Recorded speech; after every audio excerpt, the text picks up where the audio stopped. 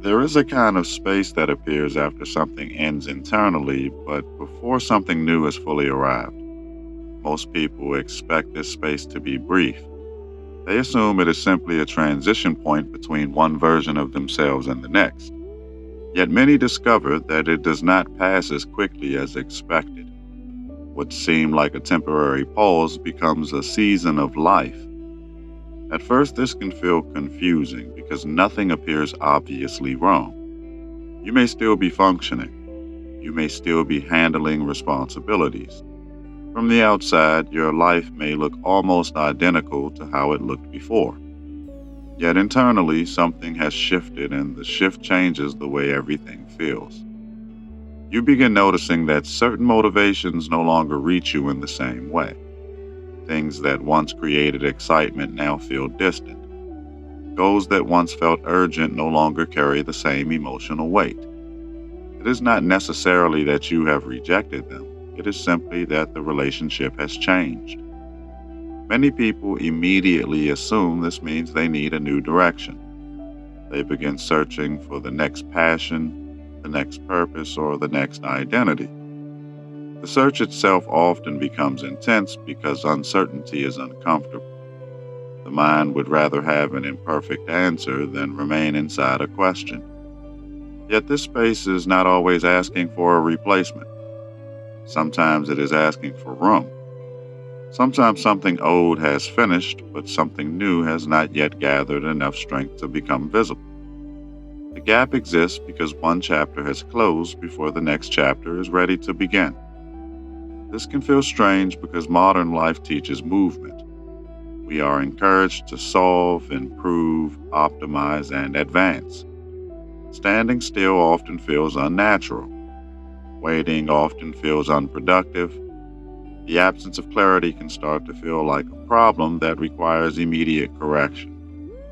Yet, not every unclear season is a mistake. Some forms of clarity emerge slowly. They do not arrive as sudden decisions. They arrive through quiet accumulation.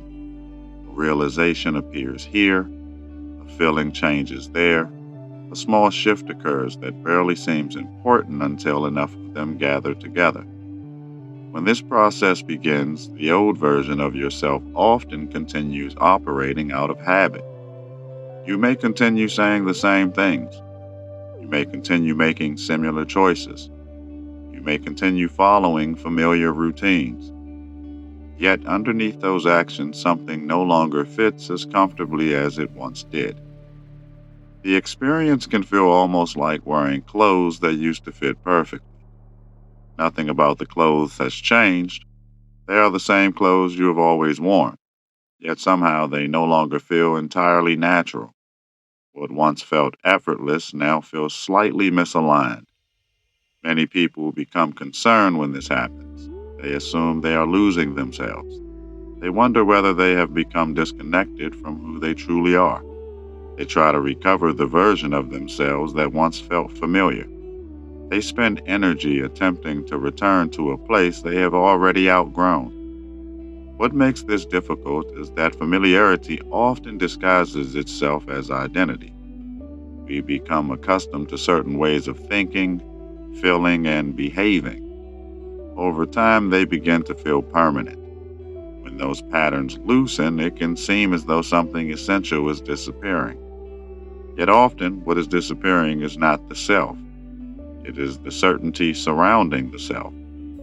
The image becomes less rigid, the definitions become less fixed. The structures that once explained everything no longer explain quite as much. This can feel destabilizing at first, even when it is natural. You may notice this in conversations. Questions that once had immediate answers now require reflection. Opinions that once felt absolute become softer. Assumptions that once seemed obvious begin revealing complexity. The change is subtle, but it gradually alters how you move through the world. Over time, another realization starts appearing. The goal may not be to become someone else as quickly as possible. The goal may be learning how to remain present while becoming. There is a difference between forcing transformation and allowing transformation to unfold. This is where many people place unnecessary pressure on themselves. They believe they should already know who they are becoming. They believe they should already possess certainty about the future. They measure themselves against an imagined timeline that exists mostly in their own expectations.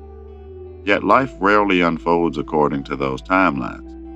Some changes happen rapidly. Others develop beneath the surface long before they become visible. A seed does not become a tree because it is impatient. Growth follows its own rhythm regardless of how strongly we wish to accelerate.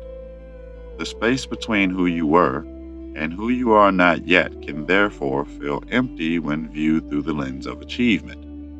But viewed differently, it may not be empty at all. It may be full of processes that are still gathering form. It may be full of movements that have not yet become recognizable. When people look back on these seasons years later, they often notice something interesting. What felt like confusion was sometimes preparation. What felt like stagnation was sometimes reorganization. What felt like uncertainty was sometimes the gradual construction of a foundation that could not yet be seen. The difficulty is that foundations are rarely impressive while they are being built. The visible structure comes later. During construction, there is often very little to celebrate. There is only the continued willingness to remain present with a process whose outcome has not fully revealed itself. That is why this space deserves more patience than most people give it. The mind often wants immediate conclusions. The deeper movement of life often prefers gradual emergence. These two rhythms do not always agree with one another. So if you find yourself standing between who you were and who you are not yet, perhaps the first task is not solving the space. Perhaps the first task is learning to recognize it. Because once it is recognized, it no longer appears as failure. It begins to appear as a natural part of becoming. And sometimes that recognition changes everything. Not because the uncertainty disappears, not because all questions are answered, but because the pressure to force an answer begins to soften, and within that softening, room appears for something new to arrive in its own time. If this transmission resonated, the spiral continues. You did not arrive here by chance, and you do not leave unchanged. More teachings are unfolding across the Haret library, each one meeting you where you are, not where you think you should be. Follow resonance. The next threshold is already listening.